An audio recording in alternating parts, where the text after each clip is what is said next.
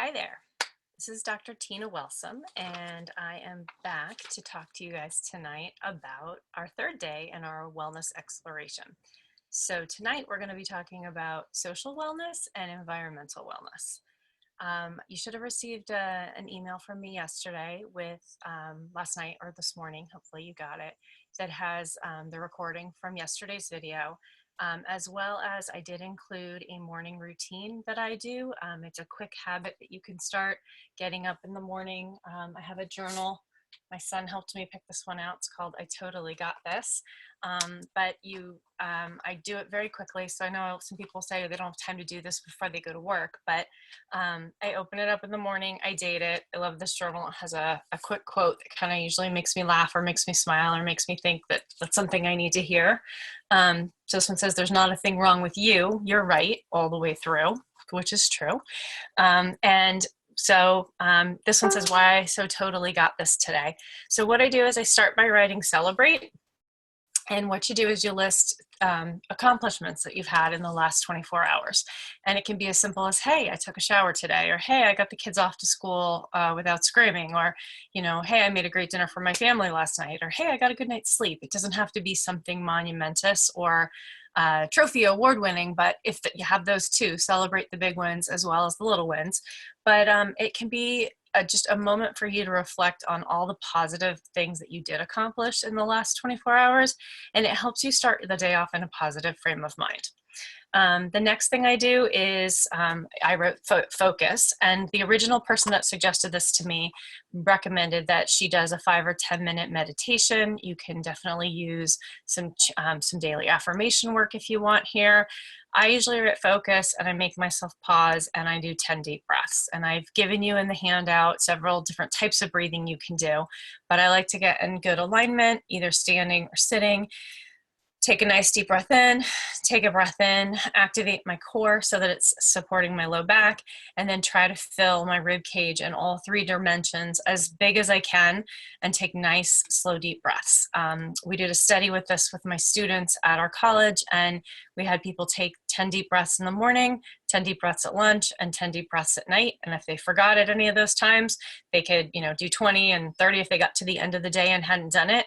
And we saw huge decreases in their pain complaints, their neck pain, their back pain, their stress levels, their anxiety. So definitely showed a lot of promise. And they're starting to use breathing now in the hospital instead of morphine and opiates for pain control. So it's definitely a good thing to do to help lower your anxiety levels, lower your blood pressure, lower your stress levels, get oxygen to healing tissues, get oxygen to your brain, and just an overall good thing to do. So I like to remind myself to do that to start my day off so I have oxygen in my brain. And then the next thing I write is commit. And instead of waking up, what I used to do is wake up, hit the alarm, jump out of bed, turn on my phone, read the news, look at my texts, my emails, and start freaking out about all the things I had to accomplish that day. And that was kind of how I started my day, in that frantic, oh my God, I have this overwhelming to-do list. And now when I do this, I start my day off positively, recalling everything I did the night before. And then when I write commit, the last thing I write on here is I try to think of one thing, or sometimes I will say I'm a little ambitious, I put 3 or 4, but I try to really focus on 1 or 2 things that are really critical for me that day, either personally or professionally, that are gonna help me move the needle forward in my life or help me maintain where I'm at without falling backwards. It might be something that I have to endure that day. It might be something that is gonna challenge me that day. It might be something that I just really need to get done, like I gotta turn my taxes in today. Things like that. But I focus on those 1, 2, maybe 3 or 4 if I, have to, but I focus on those things. And then that way I feel good at the end of the day when I look back and I'm like, okay, I got those things done that I really had to do. The other things can wait on my to-do list. They might be tomorrow's commit or next week's commit, but at least today I really focused on where I needed to go today. And usually at bedtime, I usually do think about, people do a gratitude journal or a gratitude practice. I don't write that down, but I do that as part of my sleep routine when I get into bed, is they say it's healthy to think of 3 things that you're grateful for. And that's always real easy for me because I hit Jack, Riley, Liam. I hit my 3 sons, and I'm always grateful for them. And I, send them some love wherever they are, whether it's downstairs or off at college. But then I usually push myself to be grateful for 3 other things, at least 3 unique things that day. And sometimes they're not necessarily positive things. I'm not one of those people that says, well, I kind of am sometimes, slap a smile on it, and keep up a happy face. But I do recognize the sadness, the guilt, the anger, the frustration, the sorrow that is in life. So I'm not saying deny your emotions. I think we talked enough about emotions that, I think you got to feel them all. But I really do try to look at them as, what is this emotion, or what is this possibly negative experience? What opportunity is it giving me to grow or learn or change or face something or heal an old wound? So I do always try to look for the silver lining and be grateful for that opportunity to feel that hurt and let it resolve and heal. Or, maybe something comes up medically. It's like, okay, well, at least I know, so I can take care of it. So I really do try to look for the underlying positive meaning of that shadow, darker emotion. So I do a gratitude practice at night. I don't write it down, but I do like to start my day off this way, and it's really quick. I keep it right next to my bed. This one, my son used to laugh at me because whenever I would get worried or anxious or fearful, he would say, "It's all right, Mom," and he'd pat my thigh and he'd say, "You got this, you got this." So when I saw this, it kind of reminded me of him, and I thought it was a good way to start my day, and it was bright pink. My new one is actually downstairs because I took it down with me to write in.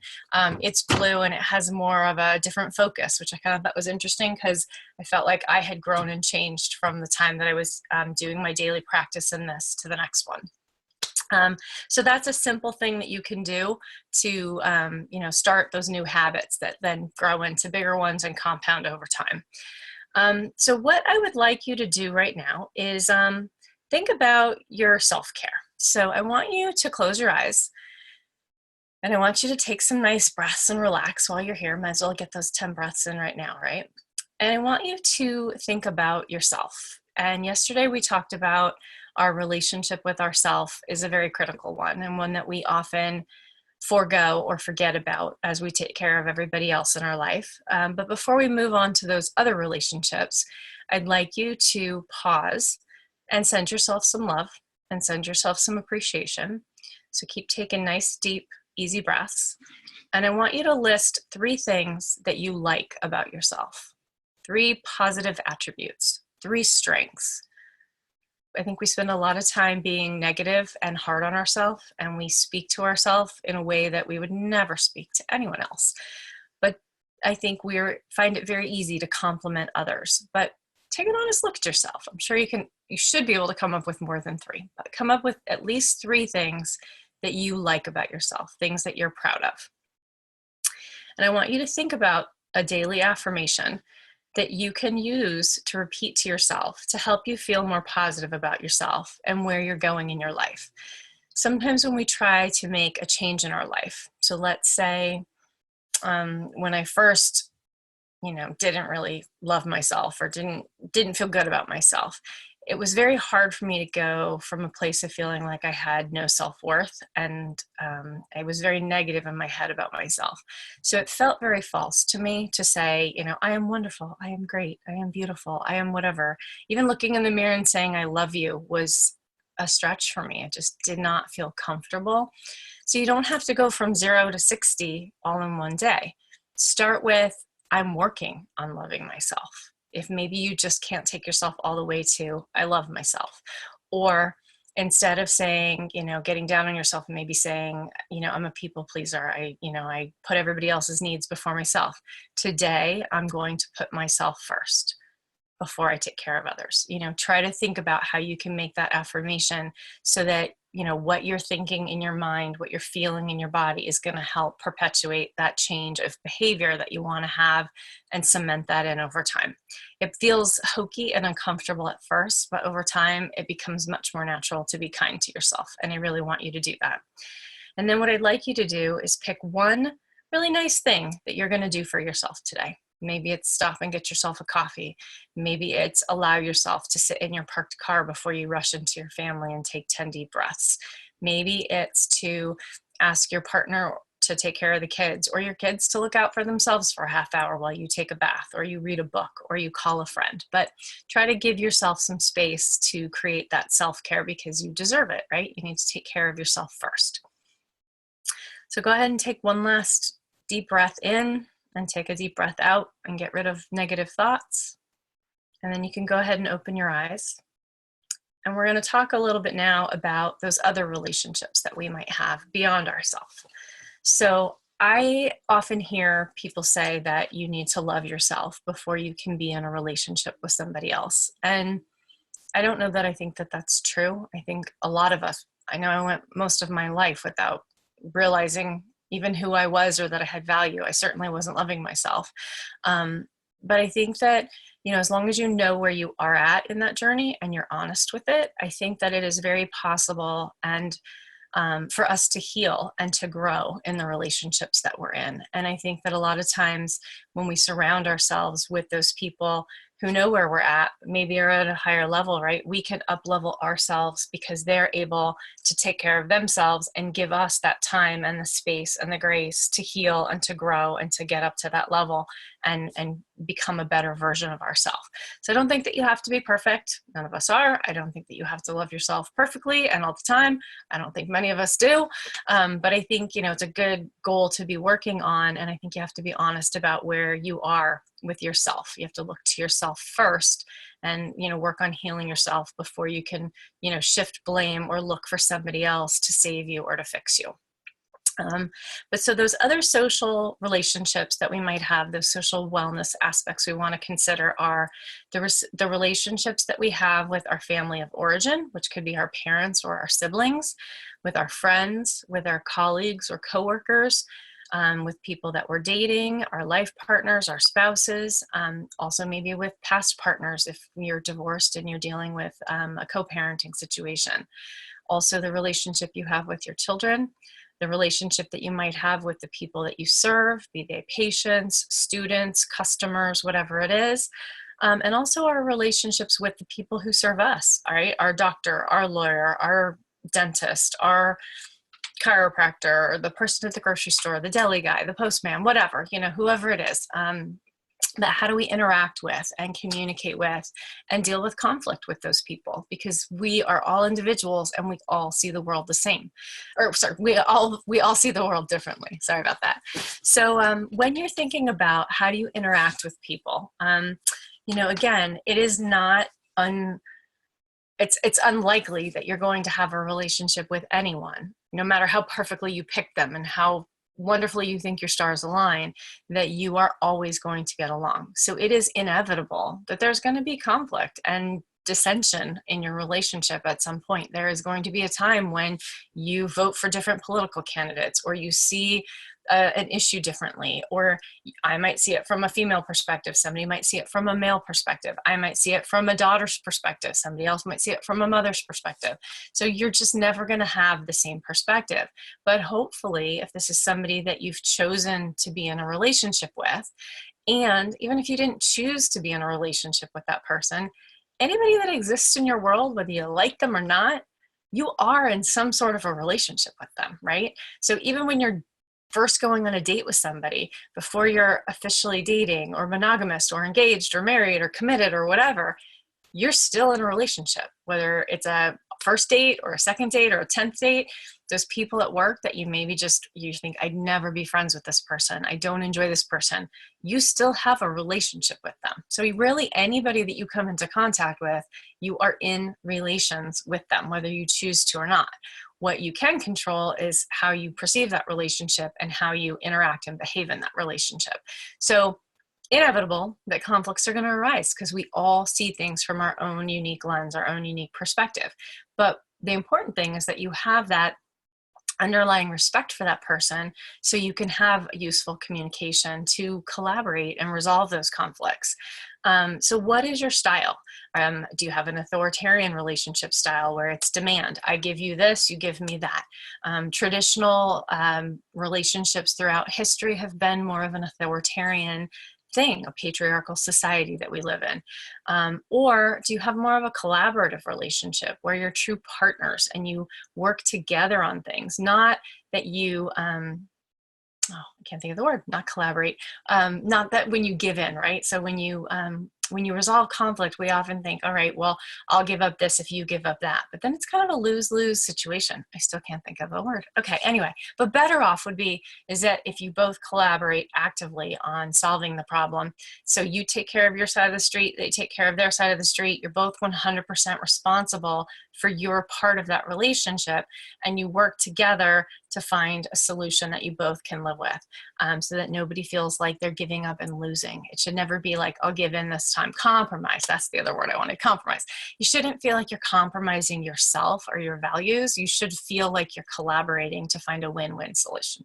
And that really does take good communication, right? So you need to know yourself well, and you need to be in touch and honest with what you think and what you feel, and be able to communicate that to somebody, and they need to be able to hear that, and vice versa, right?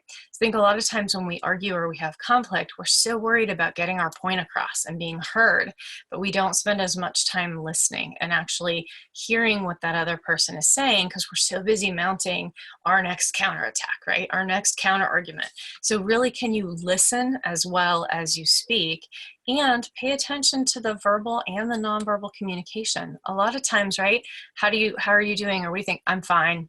But that's, when somebody's not fine. And if you really care about them, hopefully you give them that time and energy of yourself to say, you don't seem like you're fine, and I really do care. So can you share with me what's going on? You want to create a safe place and space for them to trust that no matter what they tell you, even if you don't like it, even if you don't agree with it, they're going to tell it to you kindly with respect, and you're going to receive it with grace and be able to do it in a non-judgmental, loving way, right? So that you can actually have that, get that back and forth. You would like to try to be clear about your expectations. I think we're so of the mind that if somebody really loved me, they would know what I need, right? They would understand. They would just do it. I'm not a mind reader. Are you? I mean, I love the people in my life, and I'm a pretty in tune person, but still I'm like, are you hungry? Are you tired? Do you need a hug? Do you need me to go away? Do you need to talk? I don't know. I just know that I love them and I want to give them what they need. But if I don't know what they expect, I can't meet those expectations. And the same thing goes for you. If you're expecting your partner, your friend, whatever, your coworker to read your mind, you're probably not going to have a good communication. So make sure that you're expressing your expectations, and you're going to have a better chance of getting them met. Your education level, your understanding of things. I think when we meet people, right, whether they're childhood friends or high school friends or college friends or grad school friends or adulthood friends, or wherever you meet your partner or your spouse, right? Who you are at 18 is not who you are at 30, is not who you are at 40. Who you are before kids is not who you are during kids. Who you are when you have a good financial situation might not be the same as who you are in a tough financial situation. So we're all always growing and learning and changing. But are you growing and learning together? Are you educating yourself on ways to improve your relationship? Do you have that common language, that common value system that you can communicate with?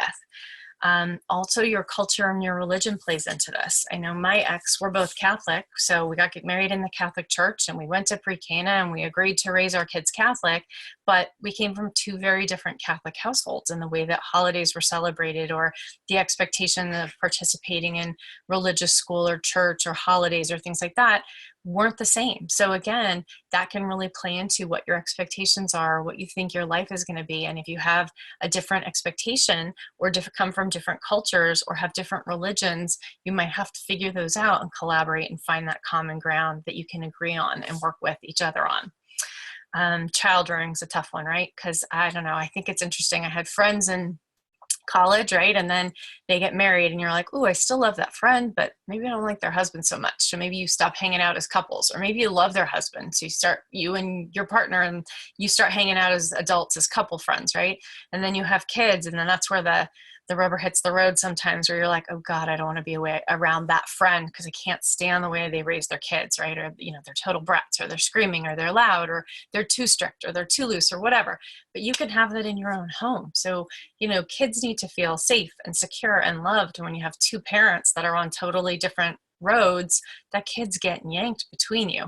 So what are you going to do with your child rearing? How are you going to be on the same page? How are you going to be a consistent parental unit with your child so that they understand that mom and dad are both, or mom and mom, whoever, grandma, grandpa, whoever's raising them, whoever's in the house, that there's a consistency for them. Also your health and wellness. If one of you is very into eating healthy or is vegan or vegetarian or very much into exercise or activity and the other one isn't, that could be a source of conflict or a different plan for your life. So you want to think about that and communicate on that. And also your extracurricular things. If you love art and the ballet and they love, football games and baseball games, and you never want to share each other's activities with each other, that could be a real big problem, right? Because you never want to do the same things. It also might be a good thing because maybe I want to go to ballet with the girls and you want to go to the football game with the guys, and we're both okay with that. Then that works. But again, you want to share those things and kind of work out how you both have your expectations around it so you're on the same page.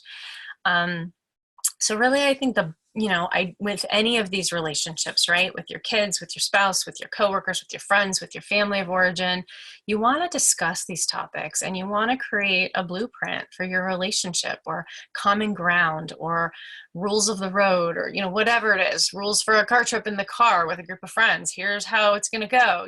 We're not stopping until we need gas, so don't drink too much coffee.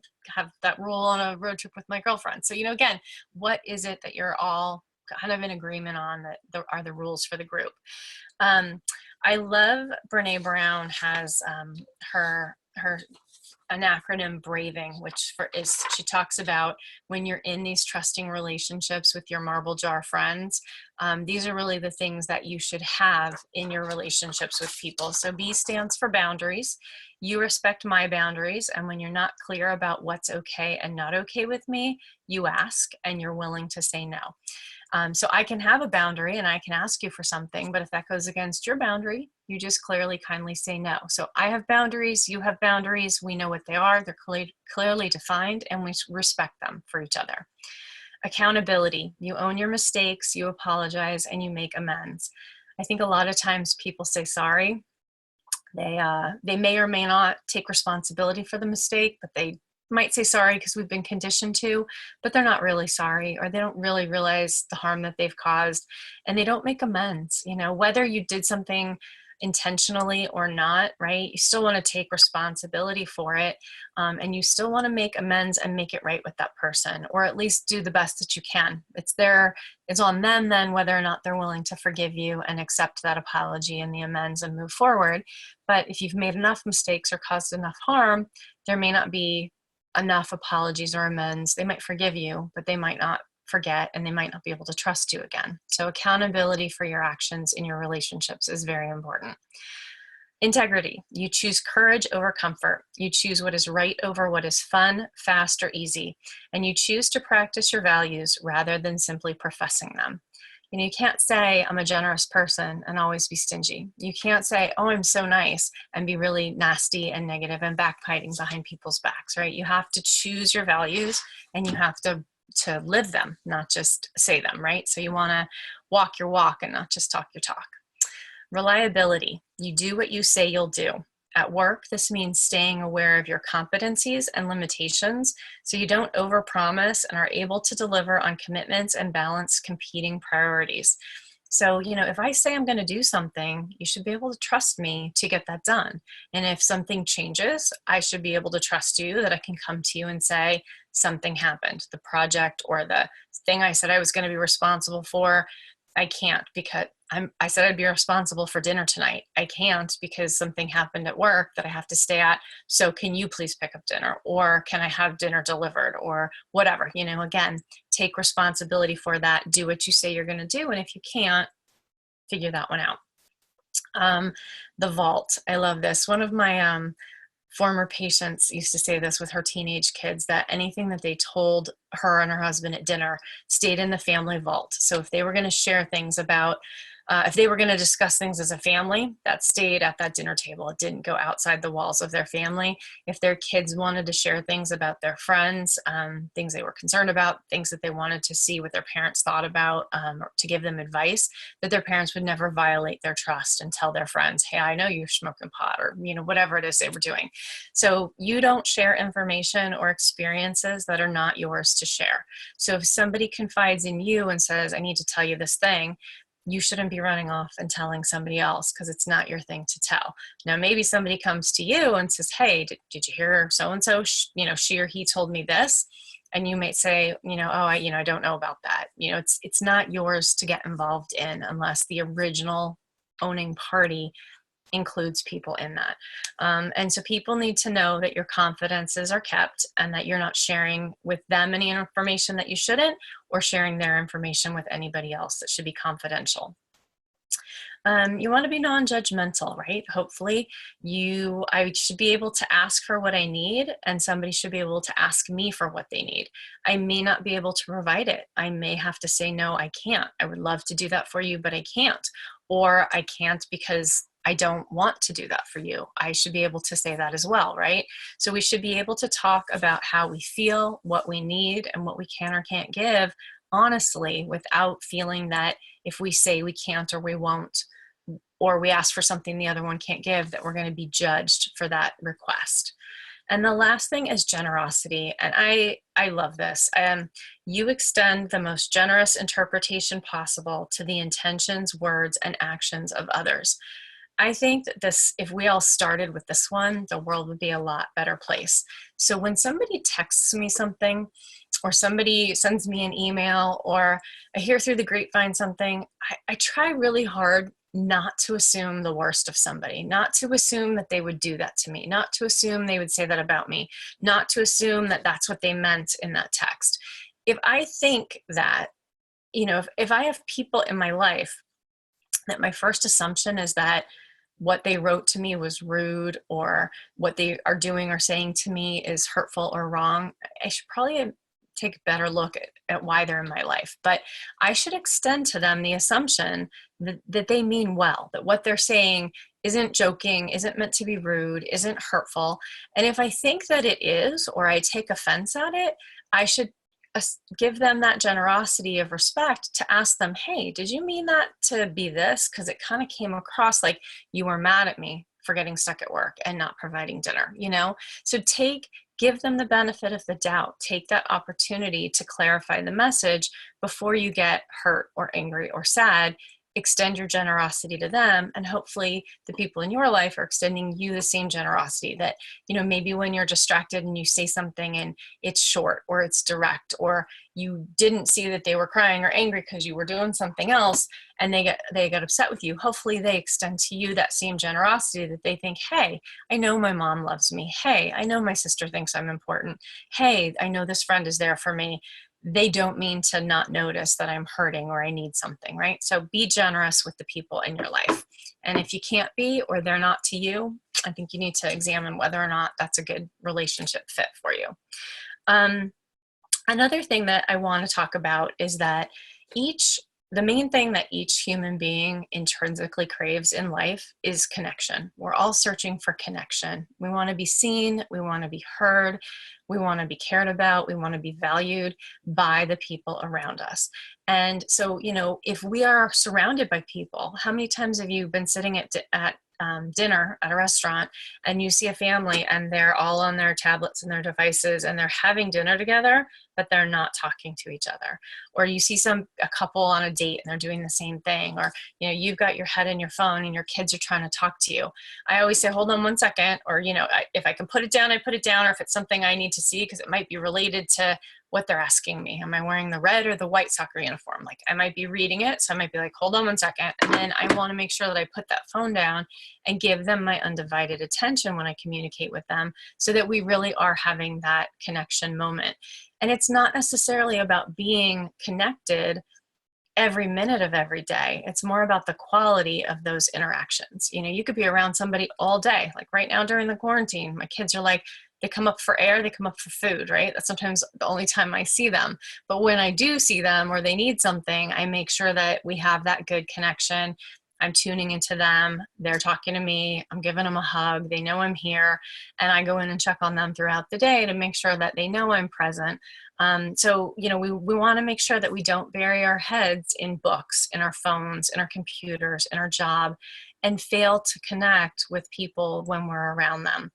And when we do connect with people, to make sure that communication or that connection has quality, do you show up openly and honestly and vulnerably as your authentic self? Because I think sometimes, we don't value our authentic self enough, or we don't trust that our authentic self is going to be accepted. So we're dating somebody or we're with a friend and we're feeling like we're not being seen or heard. Well, are we really even showing up? Are we being brave enough to be our true self? Are we being open enough to say what we feel? Are we being vulnerable enough to ask what we need? Those are the bricks that relationships have solid foundations on. So it's not just about being present in the same space. It's about actually really connecting and being present with people. And when people do communicate with us, do we truly listen to them? Do we show empathy? My older son shared with me a Brene Brown video that one of his ex-girlfriends had shared on vulnerability. And we had a really interesting conversation about empathy. And he said, I thought I was always a really good listener. I thought that, I really cared about people in my life, and I really, thought I listened. He goes, but I think that I saw this video and I think that I'm maybe not so good at being empathetic. And I said, well, why do you think that? And he said, because when people talk to me and I listen to them, I rush right in and I want to fix it. I tell them what I think they should do. And he goes, and sometimes people don't like that. They really just want you to be present and to hold space for them and to let them know that they're not alone. So empathy doesn't mean that we necessarily have to fix it for them or that they're looking for help. It might just mean that they want to be heard and they want to have you make time for them, to make space to listen to what they feel, to show that you truly heard what they said by maybe mirroring back or repeating back what they said to you and saying, that sounds like you're really upset, or sounds like you're really hurt by that, or sounds like you're really angry. I hear that, and validate what they feel. And do we follow up with them and show that they're an important priority to us, in between those times so that we can maintain that connection? I've always told my kids that you don't have to be perfect to be loved, and that they shouldn't be looking for people in their lives that are the perfect friend or the perfect girlfriend or the perfect boyfriend or whatever. You have to accept people perfectly in their imperfection. None of us is perfect. We all have flaws. So I always tell them that you love people in spite of their flaws, not because they're flawless.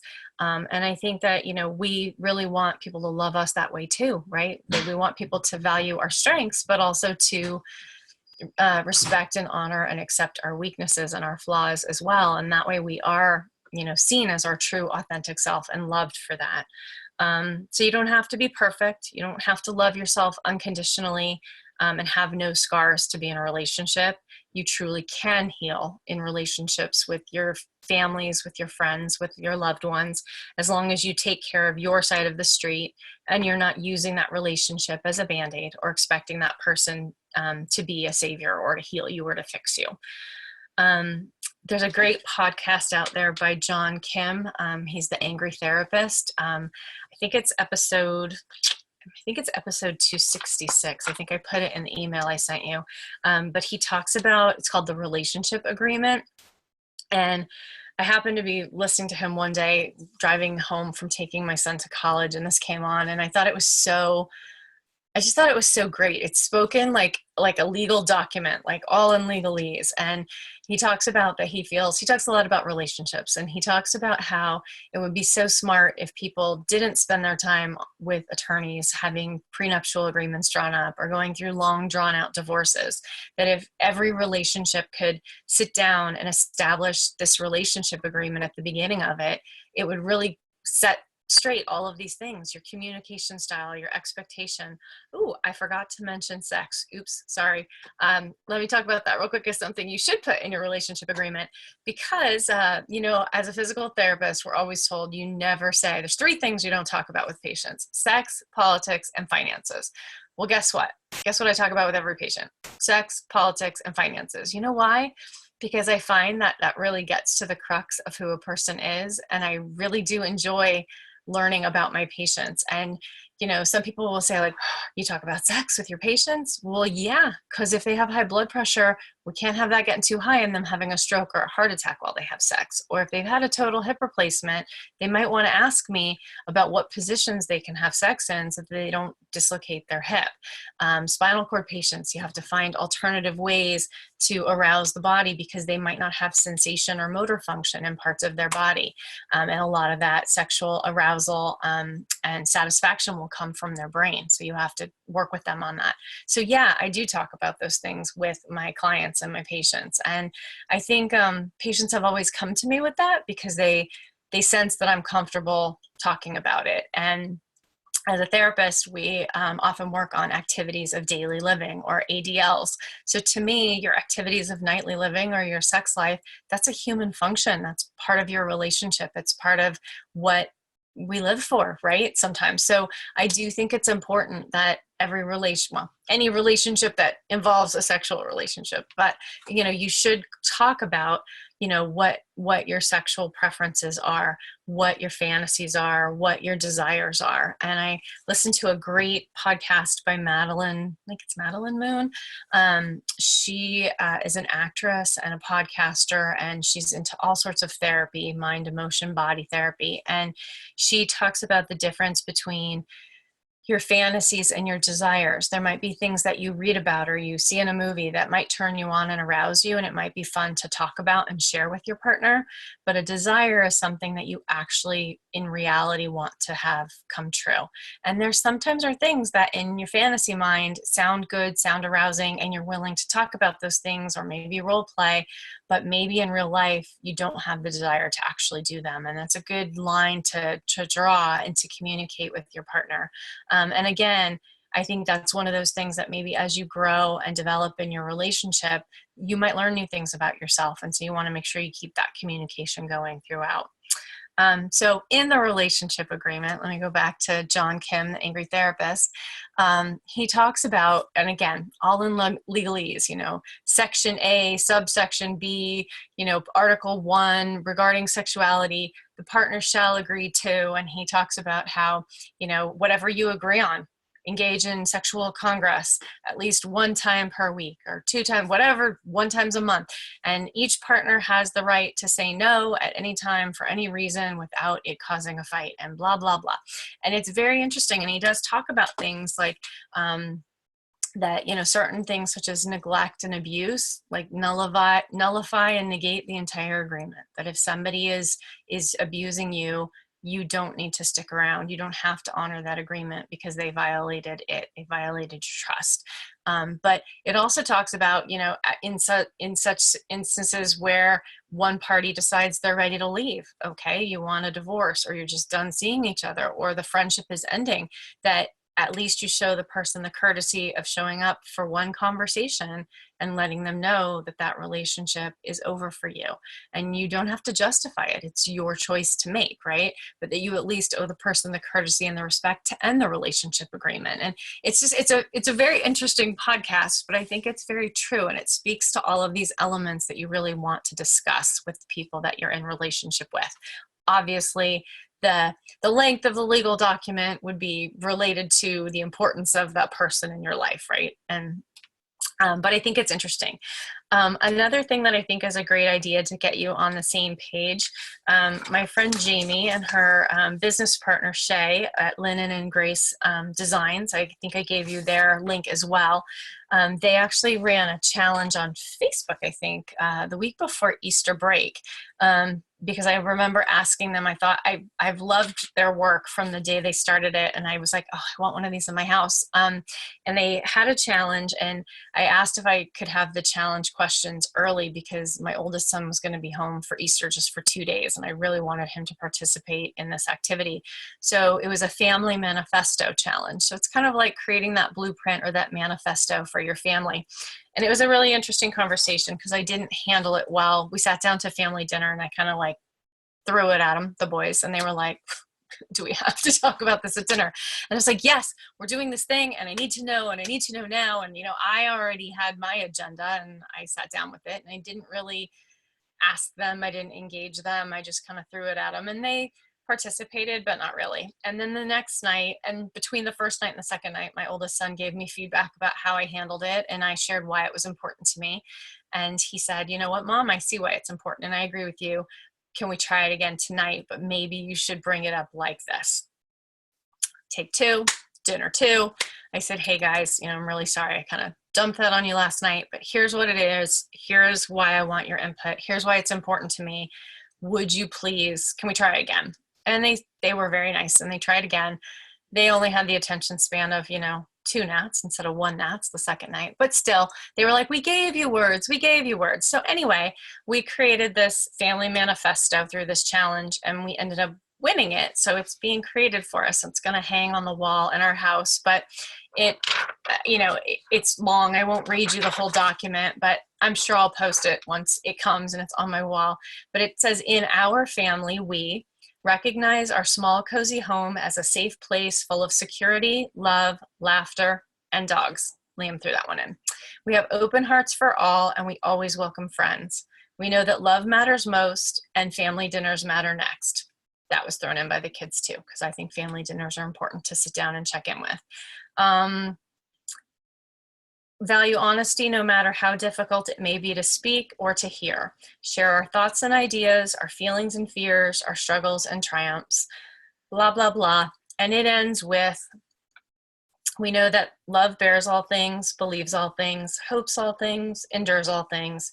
Faith, hope, love abide, but the greatest of these is love. The Wellsome family. So I found this to be a great activity, and I thank Jamie and Shay for giving us the opportunity to do it. And I'm so thrilled. I can't wait till it comes and it hangs on the wall downstairs by our family dinner table so we can see it. But you know, it got us all on the same page about what we expect in our home and how we want to be treated. And I think you could honestly do one of these beautifully when you get married too, with your partner, and talk about what your home is going to be like, what your marriage is going to be like, what your life is going to be like. So I'll definitely give you the link because I think they just do a really beautiful job. And I think that's a great way to have the conversation and kind of set those expectations for each other. Let's see. I think that's all I'm going to say about relationships. Could I have said more? Probably. Okay. I think relationships are important. I think how you feel is important. I think your relationship with yourself is really important. And like I said, I just think that that's really what we crave the most as human beings. And so I think that that really contributes to our overall wellness a lot, that emotional wellness and that relationship wellness. So I think the heart of the matter is really important to me. Let's move on to environmental. So environmental has to do with what we surround ourselves with. And yes, it's the great, you know, big global environmental, global warming, global wellness, all of that goes into it as well. But I'm going to speak more specifically about the environment that surrounds you internally and externally, because I really think that's the part that tends to impact you the most and your own personal wellness. So what surrounds you? So this is your culture, your home, the world at large, people or lack of people, noise or lack of noise, clutter or organization. It might even be that the amount of apps on your phone or the clutter that's on the screen of your computer. It could be taking a bath with candles or using music to change the ambiance or scents. You could be taking a walk in nature versus staying inside. Could be decluttering a closet, a garage, cleaning out your email invoice box. I have a friend, Nicole, who apparently has 0 emails. I need to learn that trick. So I got to get on that. It's on my to-do list because I have like way too many. I'm afraid to delete them. So I have to learn that I got to declutter that stuff. And so we want to think about this environment, how do we interact with it and how it affects us? I actually had the pleasure of interviewing Hannah Blunk, a friend of mine from the Orderly Nest, earlier today. And it was kind of timely. I'm like, oh, it's funny, I'm talking about environmental wellness tonight. So I got to speak about this with her a lot today. She was a second grade teacher, and we were talking about, and now she does home organization, and she just does really amazing things, because it's not so much about, she talks about the boxes and the bins and that it's really about the emotional state that goes, and simplifying your life so that you can make time and space and priorities for the things that are more important to you. So I think when she does her decluttering, there's a lot of emotional work that goes with that too. So I think it's really amazing what she does. So look out for that podcast that'll be coming soon. But we were talking about when she was a teacher, she was in the second grade classroom, and she said she used to kind of sit while the students were doing their work and look at her classroom space. And she always thought it was really important that the classroom environment be set up so that it was stimulating enough for kids and that they had the resources that they need without being overwhelming or distracting. And I laughed because as a mom of three, trust me, I have sat through many parent teacher welcome nights. And there are years where I sit and I'm like, this is a nice room. Like it soothes me. It's organized. It's calm. I see where things are, and that's kind of the teacher's personality. And there's and I think, ooh, that's going to be good for my child. And then I'm in other spaces that are just things everywhere, and I don't know where to look, and I'm so distracted, and it's loud and it's noisy, and it's just sensory overload for me. And I've often thought, oh, this is going to be a rough year for my child, because I think they're probably going to be distracted. And maybe I'm projecting my own issues on them, but I definitely, think that your environment matters. And I know as a physical therapist, as I, work with my students and I get them ready to go out on clinicals, I always share with them, there's no right or wrong clinical environment to pick, but I teach cardiopulmonary and amputation, and acute care is one of the courses I teach. And I've worked in hospital settings. That is the worst setting for me. Like, I can do it. I'm good at it. I do a good job at it. My patients are well taken care of, but all of the noise and the beeping and the sounds and the activity, it just ramps up my nervous system. I like, when I do hands-on manual therapy, one-on-one in a quiet room, that's so much more peaceful and calming and soothing to me. And a lot of times I'll even find that I close my eyes when I'm working on people, because I can tune into my sense of feeling and motion better in my hands when my eyes are closed. So again, that's just knowing what works and what's a good match for you. Not saying either environment's right or wrong, but knowing yourself and knowing how that environment impacts you is important. My mom and dad, when they were on this live call the other night, we were laughing because I remember growing up, there was always this discussion about painting our walls. And my dad very much likes white walls. My mom very much likes colored walls, or walls with wallpaper, or walls with wallpaper on the bottom and color on the top, and a chair rail and stencils. And so that was always a discussion. And again, not right or wrong. They just had different opinions about what their environment, what worked for them or not. I definitely agree that wallpaper is pretty, but it sucks to take off and it's a lot of work to put on. So I don't know. So to me, that one's just too much work to have the pretty impact. Unless you're having somebody else do it, I guess, then they can take the time and make it look good. Do you like noisy environments versus quiet environments? Do you like crowded environments? Some people feed off that and it gives them energy. Some people are so distracted by the crowds, they can't focus, they can't work. So again, knowing what works. Music, I think, is important. You might find that listening to jock rocks is great when you're pumping yourself up at the gym, or on the way to a game to get yourself in the mood. But if you're trying to listen to that at bed, not very calming, not very soothing, right? Whereas if you're listening to classical calming music at the gym, you're gonna kind of get mellow and you're probably gonna lose your motivation. So sometimes it's just situational. It might depend on the activity that you're doing, where you need energy or not, or noise or not, or pumped up music or calming music. When we look at working with patients that have traumatic brain injuries, or patients that are in medically induced comas, we tell the family members to touch them, hold their hand, talk to them, massage them. We obviously move them so that they can move when they wake back up. But sights and smells, music, having different scents in the room, scented candles. Sometimes a family member will be eating food that the person in a coma doesn't like, and that stimulates them and they start getting agitated and moving around. So they can have positive effects on their arousal or their, their restlessness, or they can have calming effects and soothing effects. So we always tell people to bring those different things in, and we try to use those on their, their subconscious mind while they're in that coma. I have on my emails with you guys, but I love James Clear, the author of Atomic Habits. He wrote this whole book on all these little habits that can come and turn into big ones. But he actually says afterwards, after he wrote the book, that the most important habit he has found is not what you do, it's who you surround yourself with. And so I think that's important. You want to surround yourself with people that build you up, that love you, that support you, that make you feel good, that challenge you, that, encourage you. And if you're not, then maybe you need to look at who you're hanging around with. Maybe your crowd is dragging you down, right? And that's not just something our parents found when we were teenagers and we were hanging with the wrong crowd. Not that I ever did, but anyway, it's true of ourselves now. So, maybe you need to find a new crowd that's going to help you be inspired or motivated or challenge you, or be able to have the discussions that you want to have, or share the knowledge that you want to share, or experience the same kind of events that you want to. My kids will not go to a country concert with me. So I got to have some friends that like country music, so they'll go with me.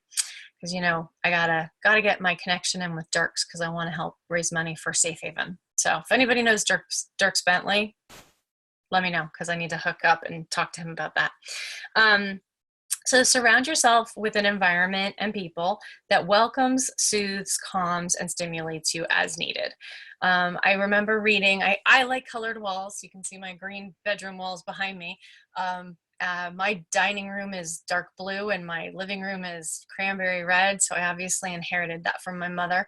But they do say that having a red dining room actually stimulates appetite. So that, again, color can stimulate different things.